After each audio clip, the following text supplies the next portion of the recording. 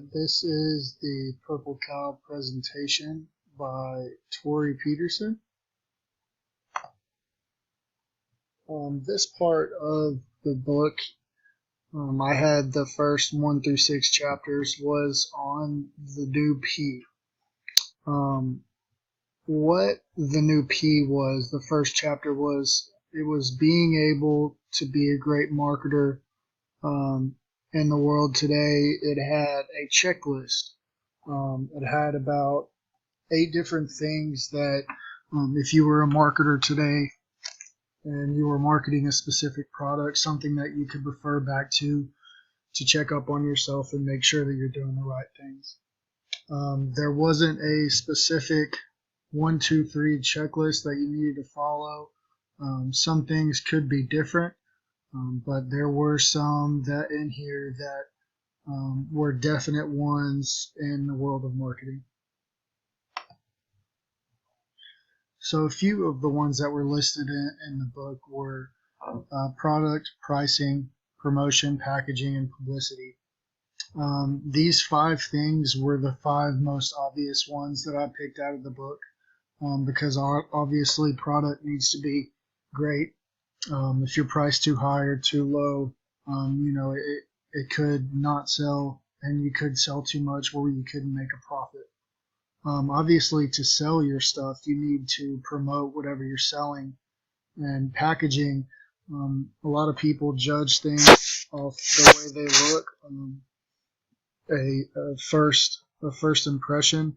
If your package is packaged nicely, then obviously it's going to catch attention. And publicity, I think that goes in with promotion as well. Getting it out there for as many eyes as possible as you can see. All right, so why in the world would you want to be like everybody else and do everything that everyone else is doing?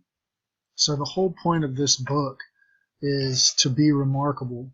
That was the thing that stood out the most to me, is this book is trying to tell you or show you how to stand out, what to do to be remarkable and stand out above the crowd. So what does the new P mean exactly? Being the purple cow. Okay, regular cows are boring, you see them everywhere. Purple cows aren't. Okay, and the story in the book was in the second chapter, okay, the author and his family were driving on a trip, okay, and they were driving for hours, and they would see cows all over the place. Okay, for the first couple minutes or the first hour or whatever you may have, cows are cool. Okay, you're seeing them. There's a couple different ones, but eventually, okay, you start seeing them all the time, and then they become non-existent. They become invisible. So that's what the new P is, okay? Being the purple cow. If you were driving along like the author was and all of a sudden you saw a purple cow, wow, that's cool. Okay, so in the world of marketing, that is what this book is trying to teach us, is to be the purple cow, to stand out, to be different, to be remarkable.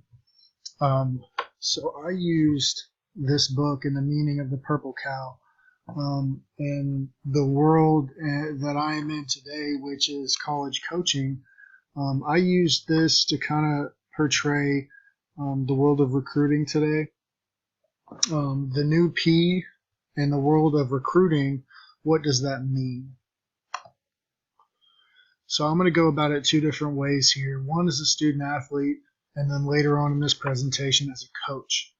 Okay, one of the articles that I used was by Villa, and he gave us 10 topics to use, 10 tips to use while in the process of being recruited or trying to be recruited as a student athlete out of high school. I know there's junior college athletes that get recruited and go to bigger schools, but mostly we want to focus on high school athletes right here. Okay, a couple of them were in the article is you don't have to play D1. Okay, I know that times have changed, and I know as a college coach, to me, even if I see kids and approach them and talk to them, well, they're like, Coach, well, I want to get an athletic scholarship and go Division I. Okay, as an athlete, you have to understand, you have to be different and stand out in a college coach's mind, because we approach everybody and they say, I want to go D1, I want to go D1, I don't want to go D1. Okay, well, obviously, if you're good enough, that should be the objective. Okay, but every kid is not going to go play at a Division I school. Okay, the second thing was make it personal. All the time I sit at my computer watching videos, and I get emails from kids that say coach, and then I click on the details up top and it's sent to 20 different college coaches. Okay, I absolutely hate it. So one of these tips in this article that Villa wrote was make it personal. If you send an email, if you send a video, whatever it may be, make it personal. Say, hey, Coach Peterson, or hey, Coach McCree, or hey, Coach Shirley. And then address your email that way, instead of making it a mass email to where the coach knows, okay, this is going to 100 different coaches, so you're not pointing me out as a coach, so why should I point you out as a player? Okay, so one of the topics was make it personal. Another one was ace the academics. In my world, coming from a high academic school, is if I see coming out of high school that you have high SATs or ACTs or GPAs, if I know that you get it done in the classroom, then I know you're going to get it done for me on the field. Now, of course, you got to be a good player. Okay, if you're good in the classroom and not out on the field, then that's a whole different ballgame. But not a lot of kids take pride in their academics. So be the purple cow as far as academics go and stand out above the crowd. If you're a great player and you have great academics, that's awesome. Okay, that's the kid that we want to get. So be that guy. Also, skill matters more than size. A lot of guys think you need to be 6'2", 6'3", throw 95 to be a college baseball player. That's not true. Okay, if I see a little guy that's busting his butt, that is awesome. He's going to be that purple cow. He's going to stick out to me more than a big guy who's just mediocre and going through the motions.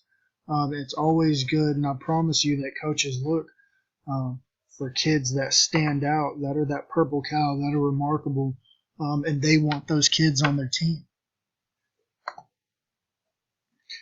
So the things that were just listed, like I just said, were examples, tips of how to be the purple cow, how to be remarkable, how to stand out on the athlete side of college sports.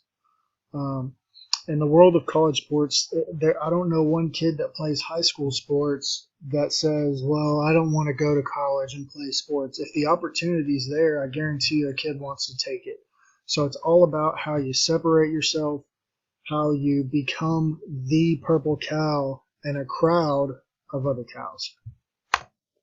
So on the coaches side of it, the article was from DeSourcy, and he gave us a perspective from the college coaches side of what to look for and how to be that purple cow in the world of college coaching, or the world of, in our case, non-scholarship schools.